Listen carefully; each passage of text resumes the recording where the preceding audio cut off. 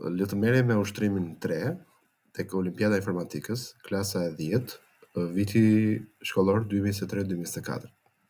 Ushtrimin 3 në fakt po e ndaj në dy pjesë. Do të thënë pjesën e parë, do të thënë ju do duhet të krijoni një funksion të tipit return me emrin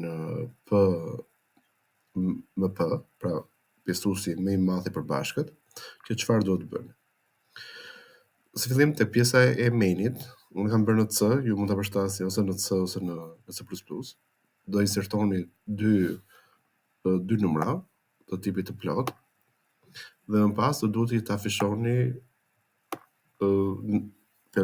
pjesëtuesin më të madh të përbashkët të tyre.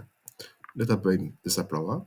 Për shembull, nëse do marr numrin 2 dhe numrin 3, i bie që PMP-ja do dalë 1. Nëse do marr një numër tjetër, për shembull marr 42-shin dhe 24, do shikoni do i dali shumëfishi më i madh përbashkët do dali 6. Pra kjo është detyra juaj që për momentin të bëni këtë lloj funksioni. Dhe më pas të shikojmë pjesën e dytë